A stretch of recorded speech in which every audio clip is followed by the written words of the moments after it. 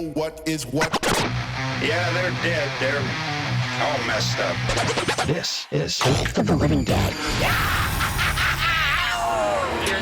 All right, guys, welcome back to another episode of Cult of the Living Dead. We are back again with your regular scheduled programming. It is Cea and myself back at it. We are covering Chime, the 2024 Japanese horror slash thriller movie, I would say. It's a little creepy for sure. Tuan is still out on a sabbatical. He will hopefully be back with us shortly, but running an entire country is busy work. People, he is making a utopia. Hopefully we all get to swim in the riches very soon. Oh yeah. So Chime, this was Sea's pick. He's been hammering or clamoring, I think would be correct, for a foreign horror movie for a while now. Mm-hmm. And this is a recurring or returning director that we've covered before. This is a movie by Kiyoshi Kurosawa, and we covered Pulse. This is a movie that Seth picked for his birthday, almost coming up on a year now. Yo, Craig, 2 months away. Let's go. That's 2 months crazy. away today. Where's the time gone? I know. Pulse, I think it was a cool film. It had some highs and some lows from Tuan and myself. Mm-hmm. But that was an older film. I think Pulse came out in 2000 or something like that. 2001. 2001. So this is a more mature director in Kiyoshi Kurosawa. He also wrote the film. Other movies he's worked on are Cure, Tokyo Sonata, and most recently Cloud.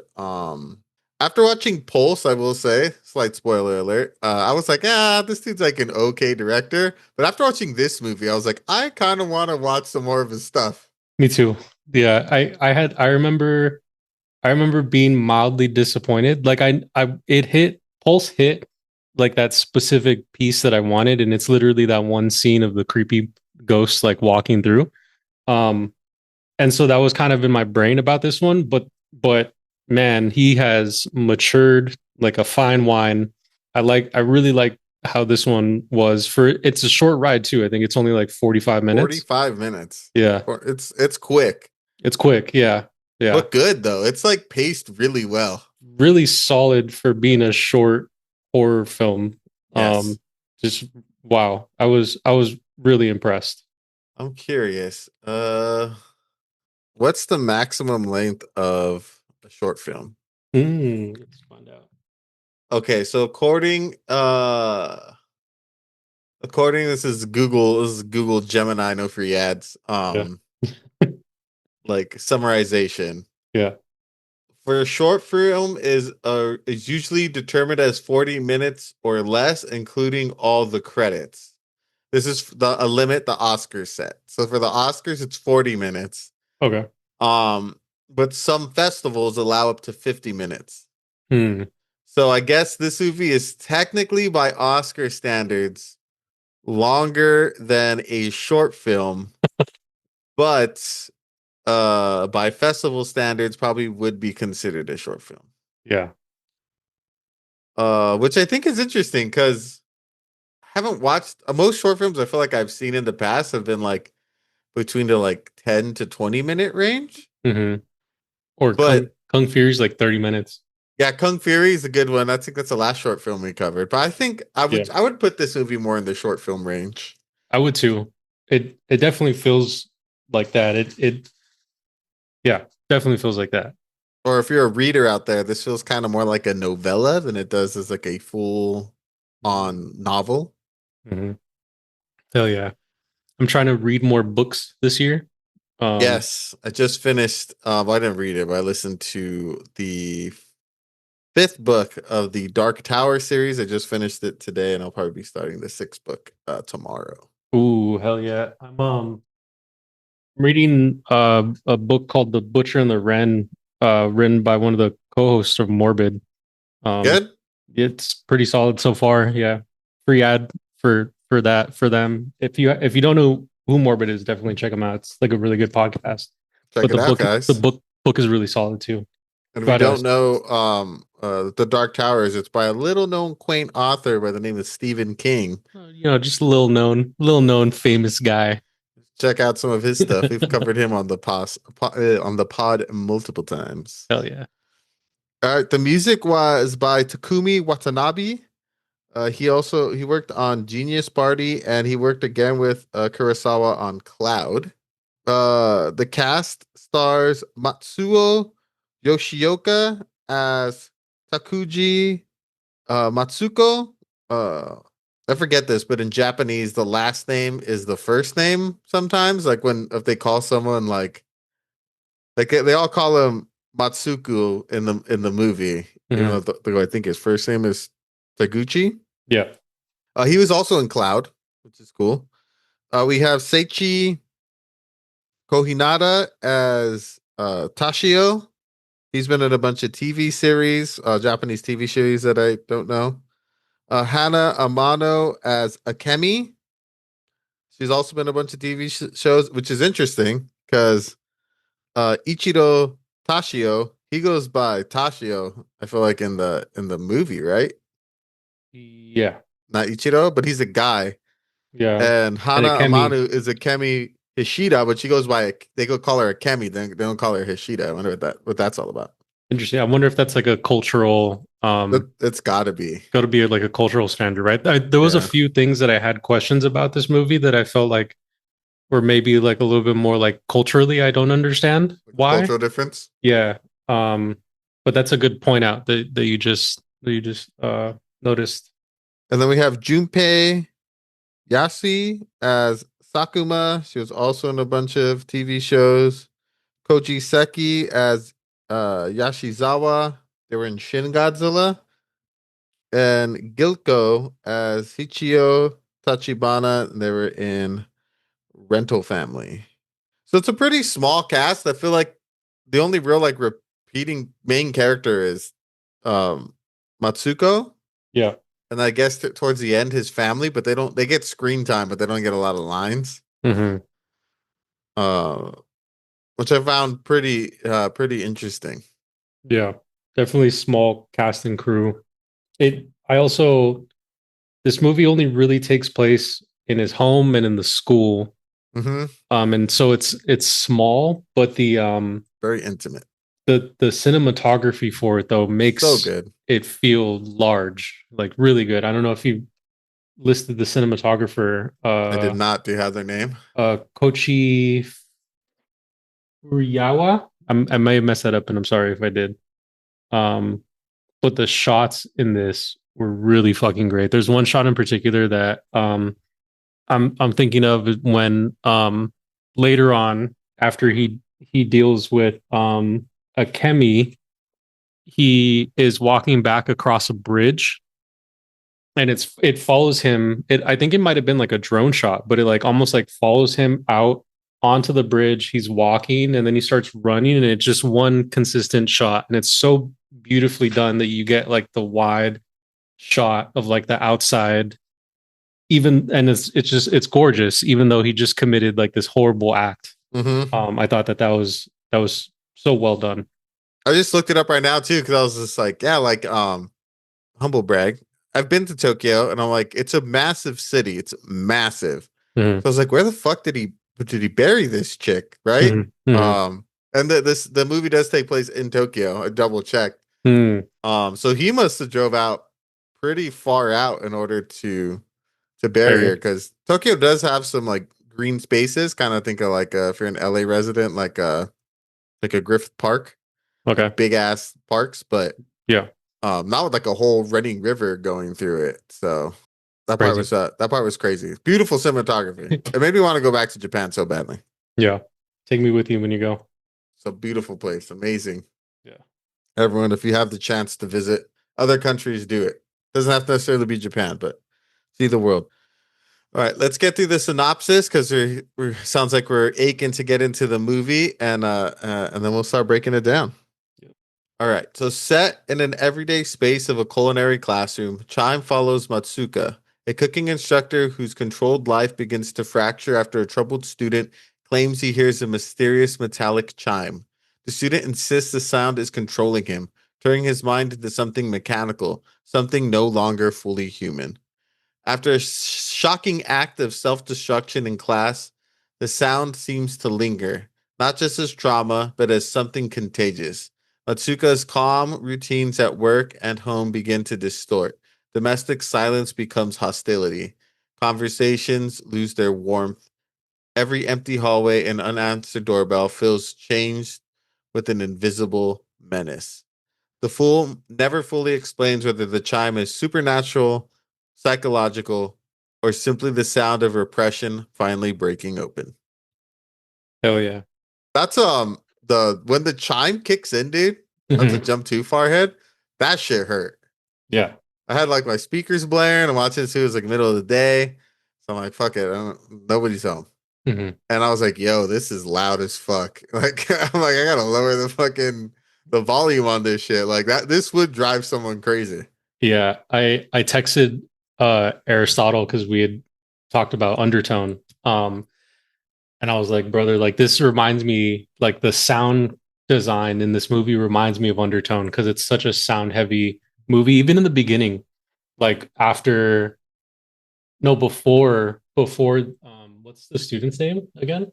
Toshiro? Toshiro. Before Toshiro kills himself, um, there's a scene where the teacher walks out and then the train passes by him like super fast and like that sound is just rolling on and on and on for like a minute. I was like, oh my god, this fucking, because I did the same thing. It was like the middle of the day. I was like, yeah, I can just blast this movie, whatever. What a what a what a wild what a wild ride this movie ended up becoming.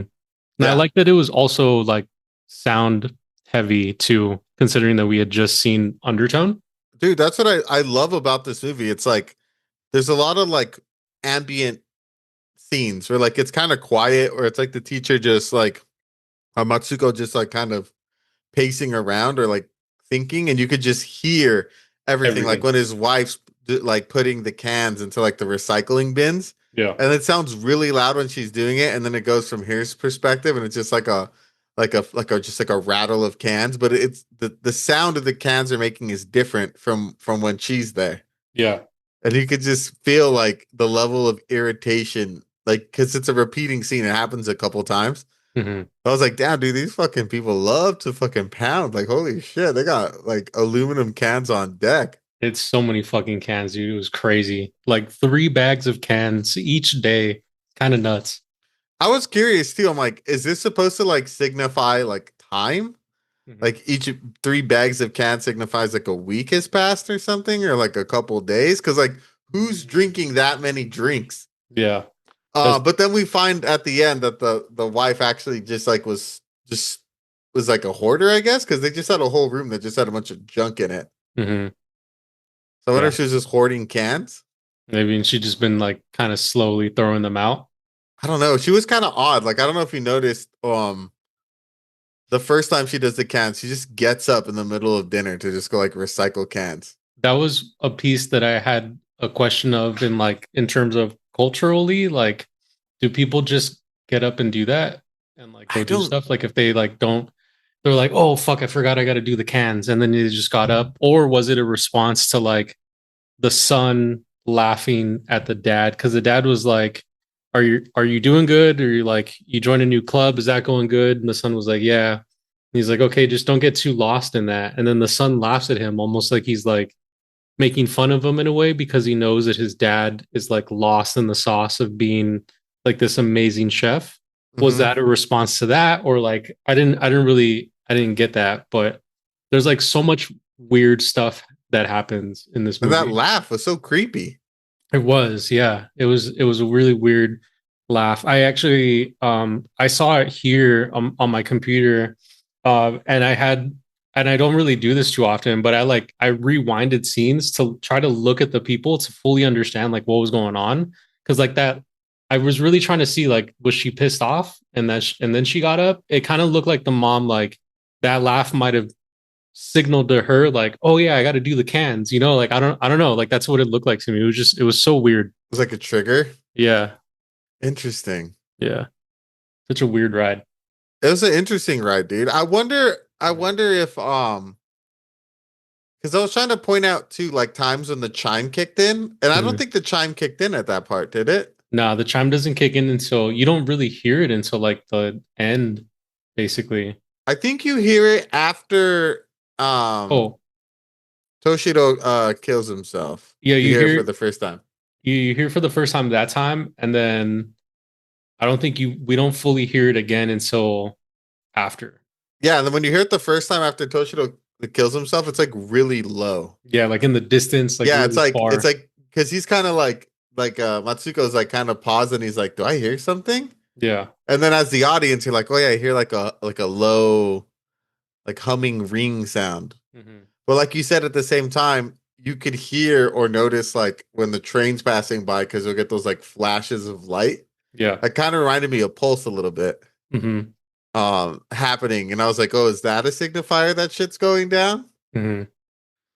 I was trying to pick up on those little um hints that they were dropping. Yeah. I did that too. I like try to analyze the full scene to see like what was going on in it. I really like that for as short as it is and like as condensed of like cast space and all that it is, it really sets a really cool, creepy tone that you could just immediately pick up. Like something's weird from the beginning. Yeah, for sure. It kind of reminded me too, like, I don't know, if you've ever had like classes where like there's like that one like kind of odd dude in the class. I feel like this is mostly like a community college thing. But like Mhm. they'll just be having some like odd behavior and like the way the teacher's just kind of like, all right, well, let me just like ignore this or just gonna like move past this. That's how I felt like he was acting with like Toshido. Yeah. Yeah, I had that same feeling too because I've had that happen once before in one of my classes. So yeah. Because it felt like Toshido was like purposely like not following his directions. In the beginning, yeah. Yeah, I felt like he really wasn't. But then he explains it.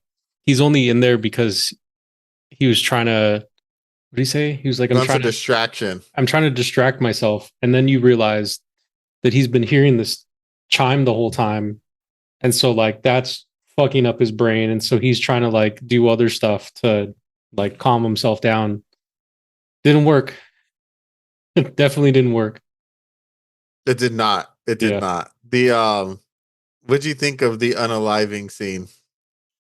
It was fast. The movie escalates like So really, quickly. really quickly and like there's no you don't get a preface like this is about to happen. It just happens, you know? Hmm. Definitely wasn't expecting that. Um, so brutal. It Like, was, dude, the kills in this movie were very brutal. yeah, Like very raw. really, yeah, that's a better word. Yeah, really raw and just like, holy shit, what am I watching right now? Like, where did this come from? I knew it was a horror movie, but I didn't expect it to go in that way because it doesn't feel, I didn't get that it was going to go that way. You know what I mean? Hmm. Yeah. I think the second one shocked me more than the first Yeah, one. that one was So, crazy. The second yeah, one.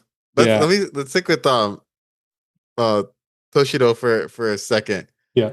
Um I wonder if Toshido, because it's revealed that he was asking the other people in class, he asked a couple of the women in class for the teacher's like address. Do you Mhm. think he wanted to go like murder the teacher?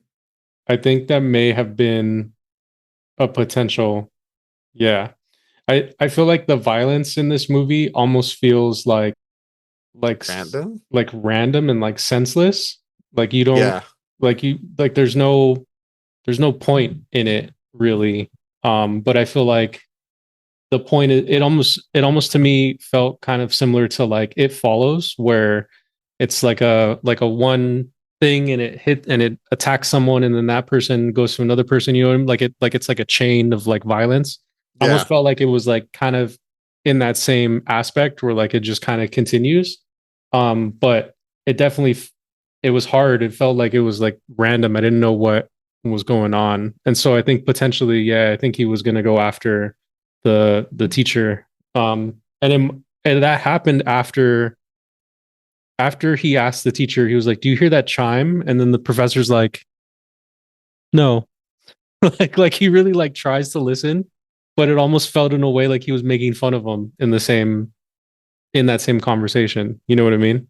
It was interesting. I felt like the teacher was, and this could also be like maybe as a cultural thing, like very kind of. I thought he felt like more respectful. Like the guy was like, "Hey man, don't cut those. You're gonna like smash the onions. You have too much liquid." Yeah. He was like, "Okay," and they just kept dropping him, and he was just like, All right, whatever." Yeah. And then the girls are like, "Oh, that Toshiro guy's weird. He says like a bunch of weird stuff."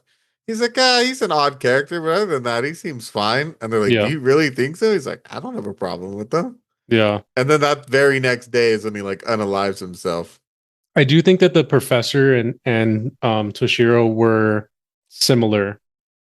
I also think that that's why the professor continued on the violence after Toshiro killed himself, because I think it like maybe it manifests itself in that specific type of people, like the obsessive type of person. I think Toshiro or the professor was that type of person, right? Like when he does the interviews at that That restaurant, bistro, that bistro, like and French bistro. yeah, and the CEO or whatever is like, bro, you've been talking about yourself for the last like hour. Like, shut the fuck up, you know?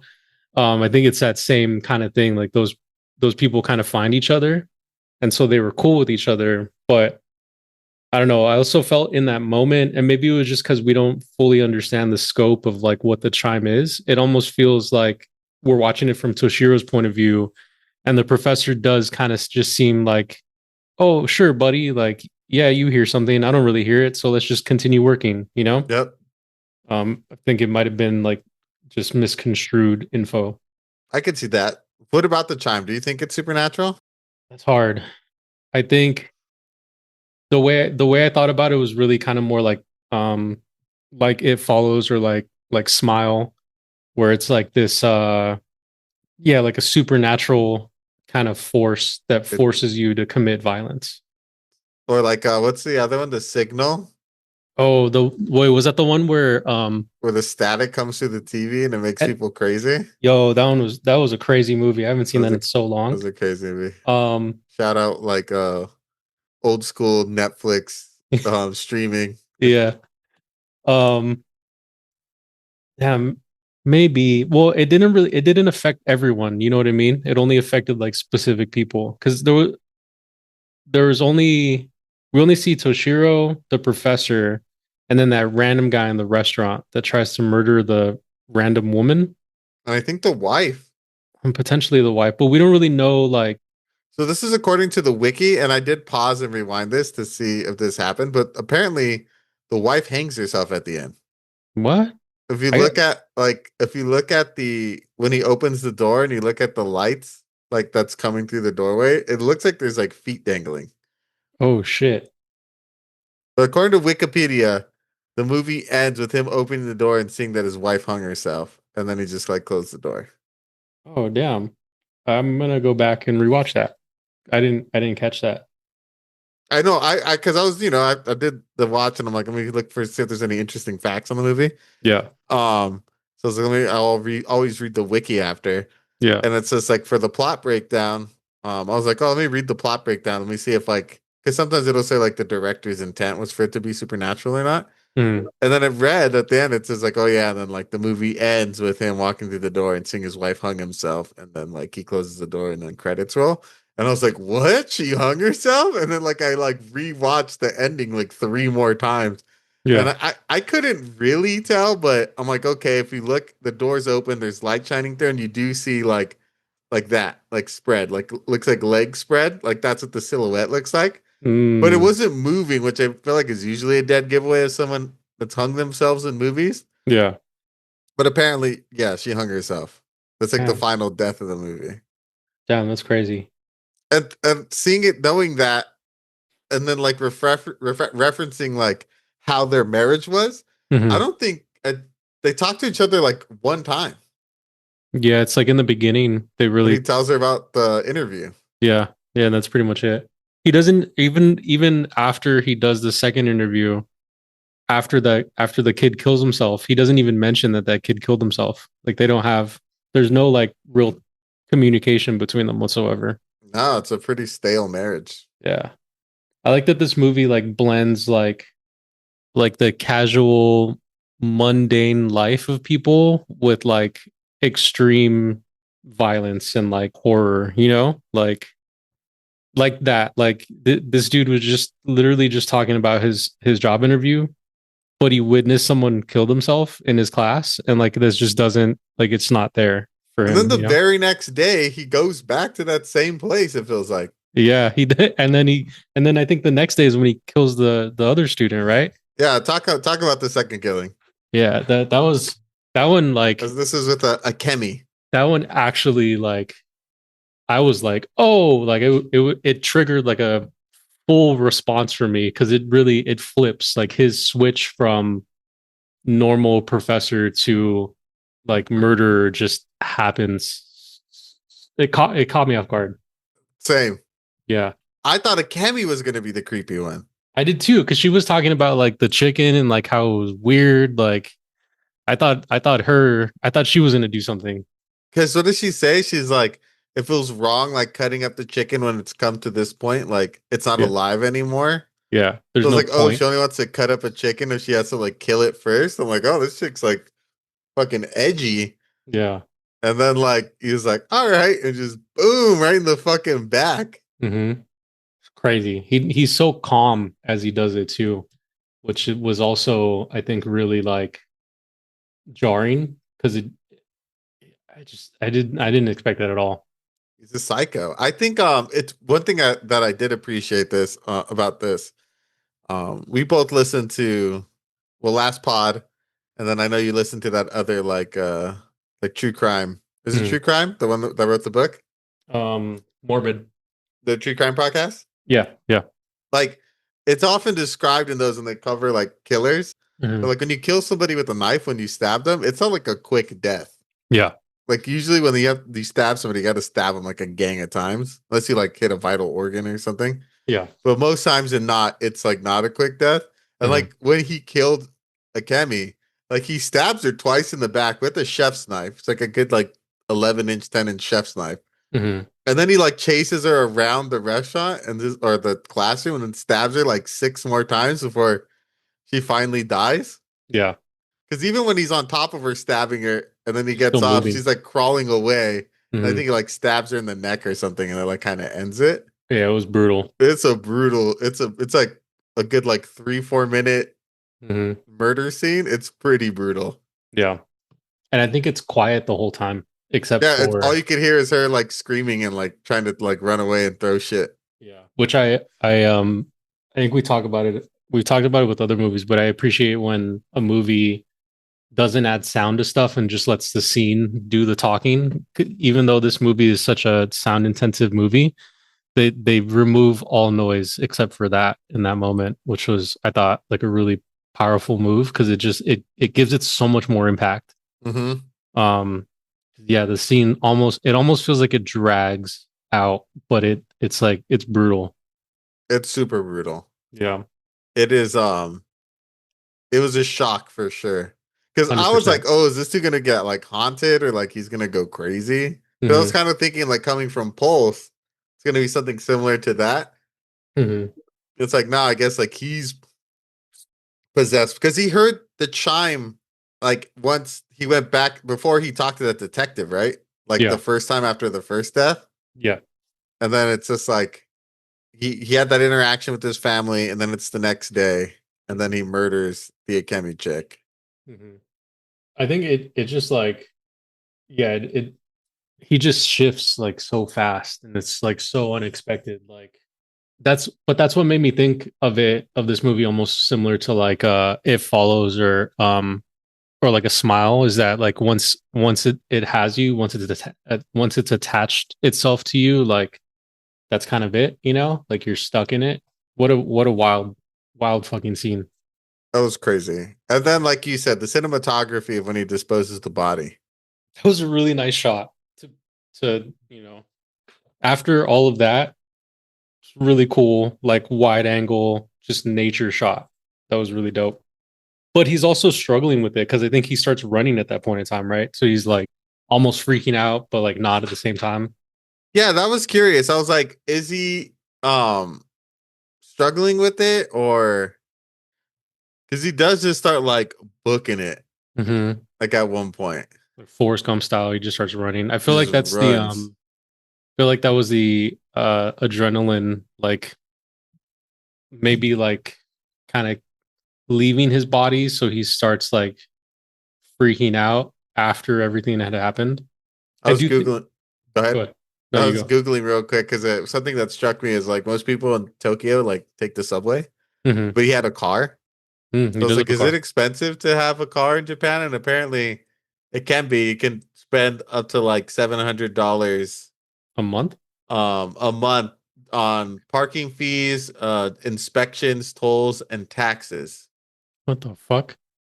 Yeah. Um, because there's not a lot of parking spots in Tokyo. There's not a Mm-hmm. lot of parking spots. Like you could like rent a parking space and it'll be like a little parking lot with like 4 spots. Yeah. And you can go and like we'll walk like when I was there, I'd walk by that spot and like there sometimes it would never be even like used. So I'm like, okay, maybe like this is just expensive, or maybe a lot of people don't drive around here. Yeah. And he owned a house, Yeah. was in an apartment. Yeah. But you were saying, sorry, I got distracted by him owning a car and being like, that's odd. A lot of people don't use cars in Tokyo. Yeah. I forgot. One thing that I think kind of stood out in this movie, which is kind of like the secondary story, is his interview and kind of how Mm. like unfulfilled he is in his life. And I wonder if that's why he was like able to be like infiltrated by the chime. Mm-hmm. Maybe because he was like so unhappy with where he was at. Yeah, like he was apparently like a really talented chef. Mm. And then he's interviewing to be like the executive chef at this like French bistro. And I like how the guy's like, because he was on to the when he met the owner, that was his third interview. Mm-hmm. Because the guy said, like, oh, when I interviewed last week, you said like you had like a great passion for your cooking. He's like, I don't know why I said that. I fucking hate doing that. Yeah. He's like, if I had to go back to For doing teaching. that, yeah, teaching. He's like, I Yeah. fucking hate doing that shit. Yeah. He's like, I don't know why I said that. I know it came over me. I apologize. Yeah. Had the had had the student already killed himself by that one? Oh no, that was after, right? Yeah, he That had to like I think he had that interview like right after that, didn't he? Or did he have the interview and then the student killed I himself? think he had the interview and then That's the right. student kills himself. Yeah. Because we're in the classroom 3 times, right? No, Mm-hmm. 4 times. Or Because that was another thing that was interesting. I had to jump around. So, do you think he saw Kemi's ghost? yeah. Yeah, I think he did. I also think that other random student saw Oh, Kemi's for ghost too. sure. Yeah. He's like, oh, she's sitting in that chair right there. Just like, huh, Yeah. where'd she go? I like that it doesn't show you what they see, but we know it's something horrible because of the look on both her face as she runs out and his face because he stays in there and he's just like screaming for a minute and then it cuts to him like outside, like running outside. Running outside. Yeah, and then meeting the detective again for the second time. And then he like psychopath. He's like so cool. Chill. Yeah. Like, oh, what's up? Picks up a bottle to like recycle it. Recycle it. Yeah. He's like, oh, what are you doing? He's like, oh, I'm checking all the spots where she could have been. He's like, oh, all right, tough job. He's just doing the work. He's like, all right, well, catch you later, man. I was like, now Yeah. he like switched up to being like fucking Joe Cool real quick. Yeah. I had thought originally because I rewinded that scene too to like see if I missed any like subcontext within it, but I feel like the detective is really just like just doing my job, like, trying to figure out what's going on. Like I don't know if he really expects or suspects the professor of being like the person who could have potentially have done this, Mm-hmm. except for the end when he's like, "Hey, what's up with your hand?" And then he's like, "Oh, I heard it like cutting." And then the detective's like, "Oh, okay." And then But it looked like he went like yeah, this, yeah, yeah. like He stabbing does it. Yeah, motion. I heard it cutting. And then the detective's like, "Oh, okay." And then the professor throws the bottle away, walks away, and the detective kind of follows him to like look at him after. I feel like that was the only piece, that was the only moment in time that I feel like the detective potentially suspected him. But beyond that, they were just really cool. Like he masks, the professor masks really well, like trying to blend in those moments.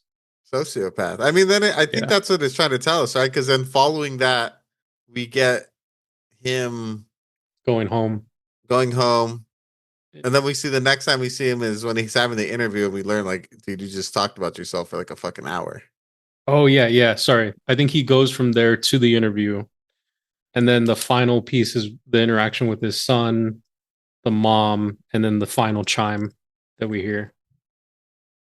Do you think he ended up killing his son? After you telling me that his wife hung himself, I think that might be the case. Yeah. I feel like this movie, like, to me, it highlights like violence can take place anywhere at any point in time. You never know like what the hell's going on behind like a closed door. And Mhm. I think that may have been what had happened in the end. At least that's what my brain is telling me. I think so too. Because we do see him open the door after his son asked him to like borrow 200,000 yen. What is that? I looked it up. So Give as the of yesterday, Yeah. Give the translation, please. 200,000 yen is $1,258.17. Bro, for a child's investment into a business, A construction company. a construction company, that's And kind of his wild. kid looks like he's like, what, maybe in high school? Yeah. That's kind of wild, but also like what kind of construction, like what kind of people are we dealing with here? Are these rich kids, you know? Even so, like, what does a 14-year-old kid know about like Construction. construction? Yeah, I know. That was a lot. I had a lot of questions. That was another like cultural question. Like, I was like, is this like a weird translation thing? But yeah, yeah, like construction, I know. that seemed odd. Hmm. It's like this doesn't feel like a young kid's hustle. Doesn't at all. But I do like the ambiguity of the ending because we do get that moment where he like looks at his son, he's like contemplating killing him, Hmm. and decides not to, and then he hears that final chime. I think it's cool because they kind of do the thing with Pulse where he goes outside and when he first looks down the streets, they're all empty. Hmm. And then when he like snaps, it looks like he snaps back to reality. There's Hmm. like a bunch of cars and shit. Yeah, So I was like, oh, interesting. So like when he hears the chime, does it like isolates himself. yeah. Yeah, maybe that's another thing too. Like isolation, like that.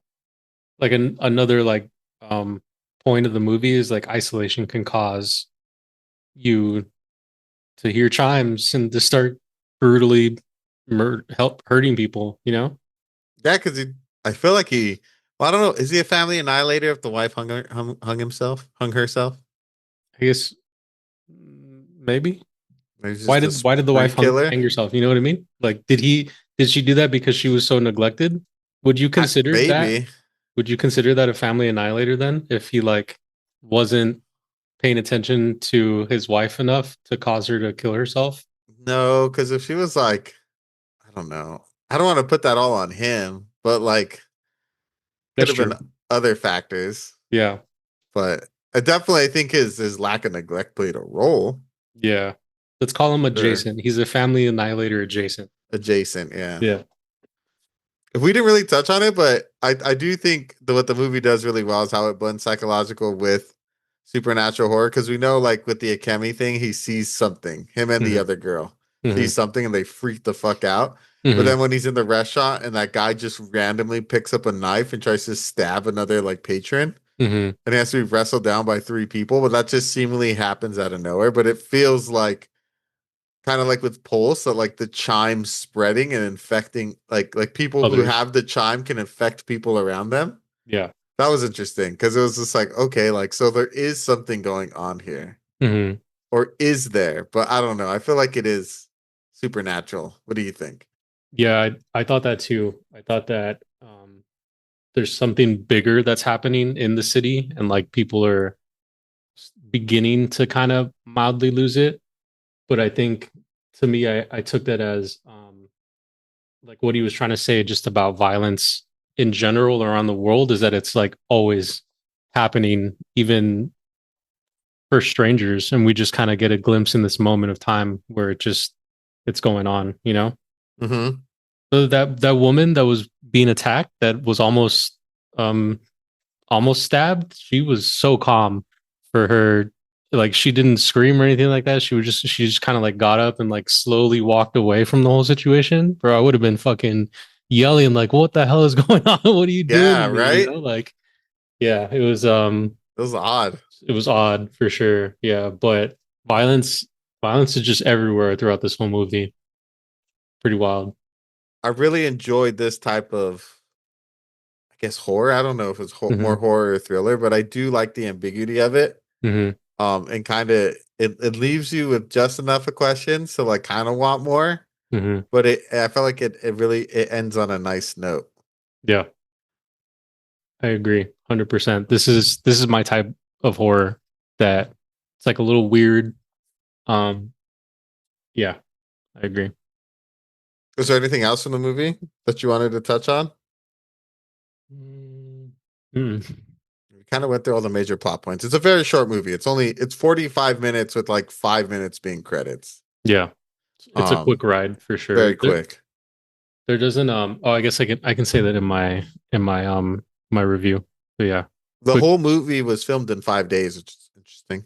Oh Kind of shit, my nice. only interesting fact. Yeah, that's pretty cool. I mean, it makes sense for the size and the Yeah, space. You know, I really want to know how they did that shot though of them on the bridge.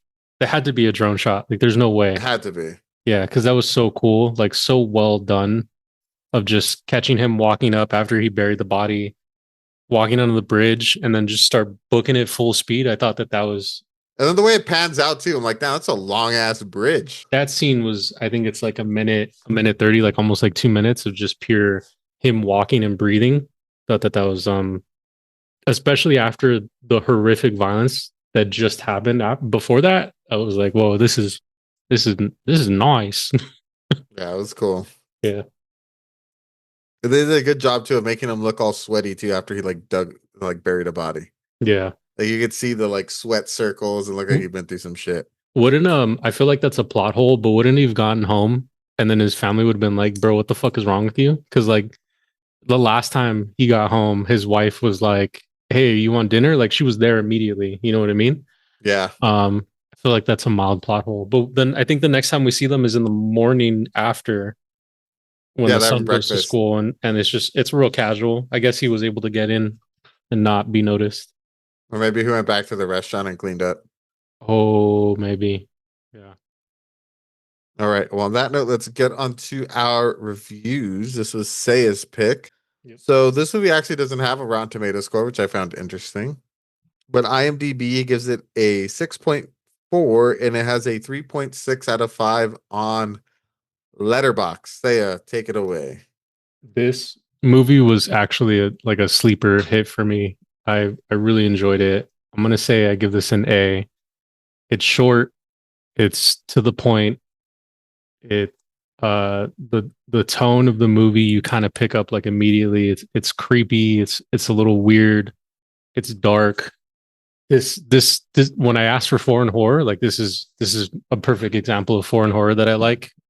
I really wasn't expecting a lot from this, and maybe that's why I enjoyed it even more.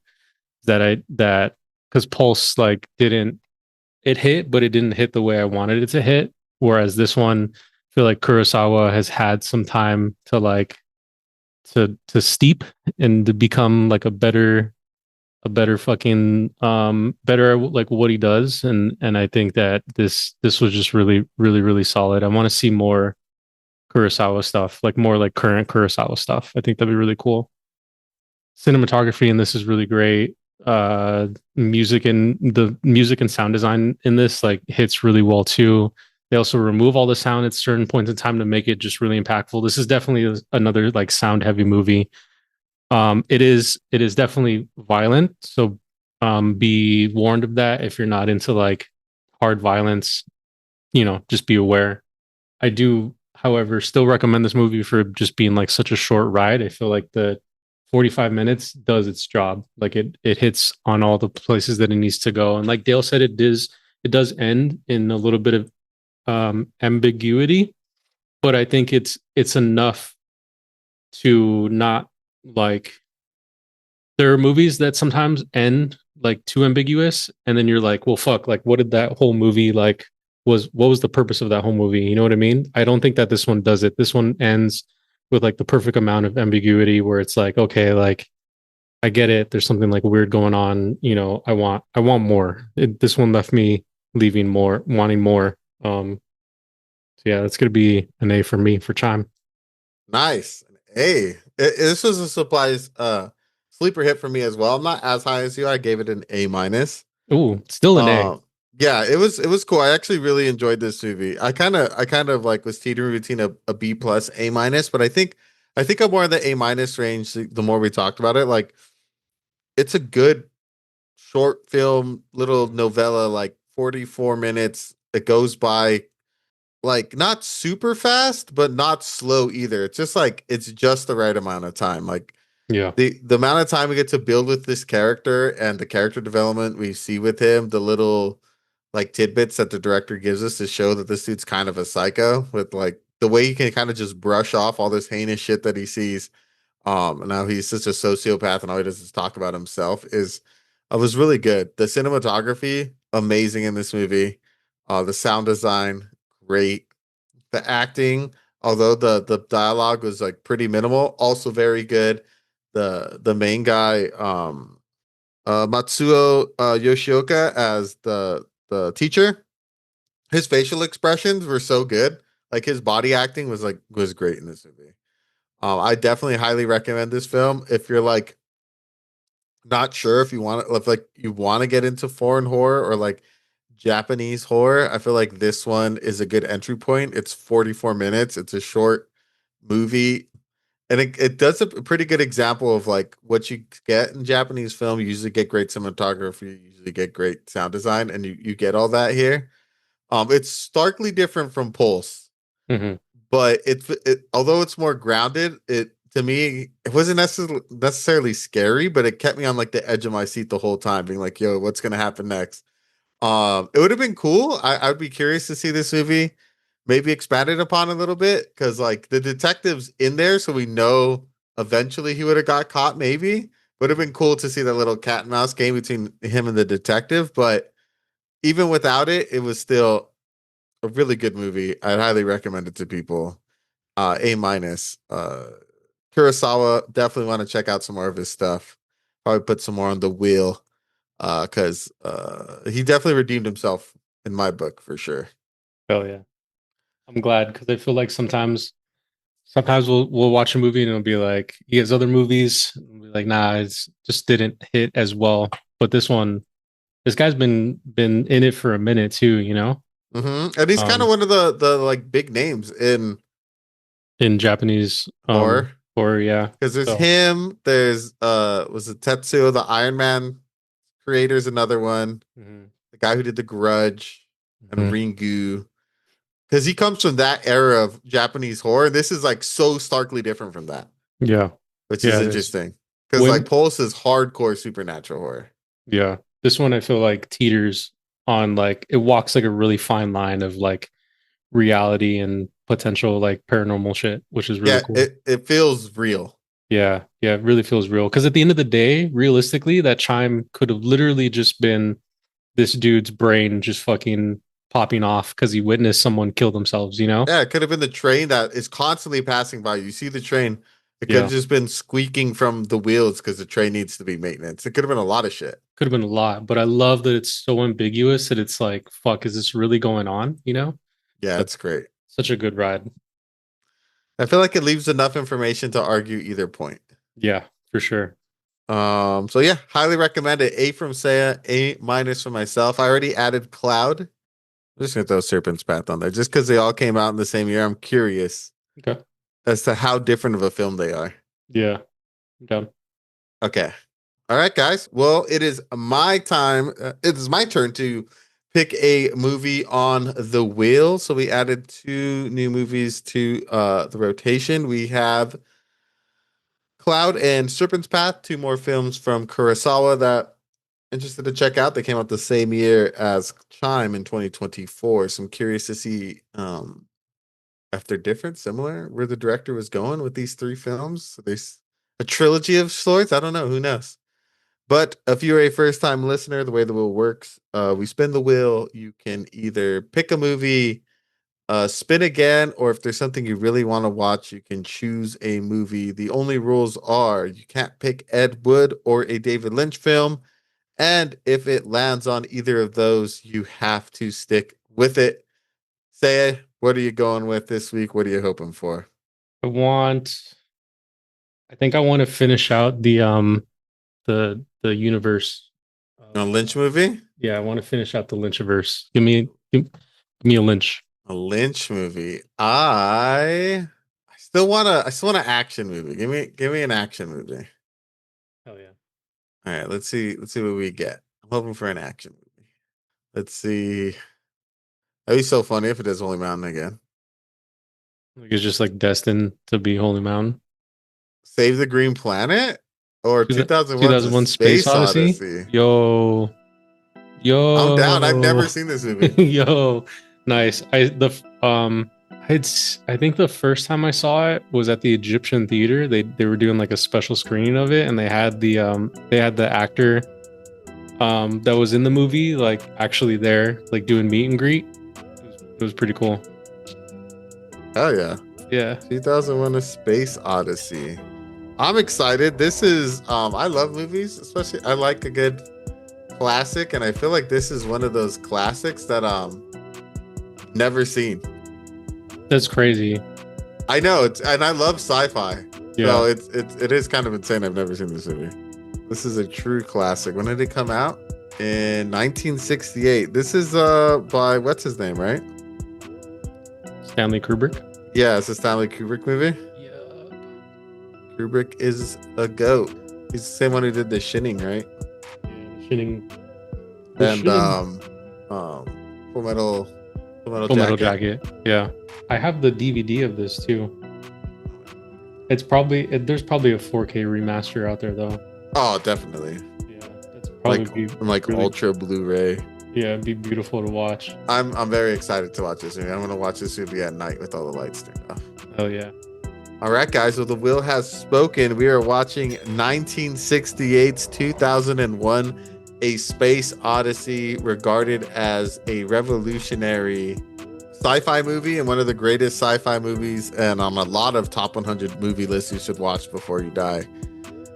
So I'm very excited. This is actually a movie I've never seen before, so it should be good. I want to thank you guys for joining us this week as we cover 2024's Chime. It got an A from Cea and an A- from myself with a highly recommend, guys. It is a great Japanese thriller horror movie. 45 minutes long, definitely worth your time. You guys got to check it out. If you haven't done so already, give us a follow on our social medias. We are on Instagram, TikTok, YouTube, Facebook, Threads, X/Twitter. And as always, I have been your host, the Dale, followed by my co-host, Mr. Cea. Adios. And hopefully Tuan will be with us soon. Catch you guys next week. Bye. Bye.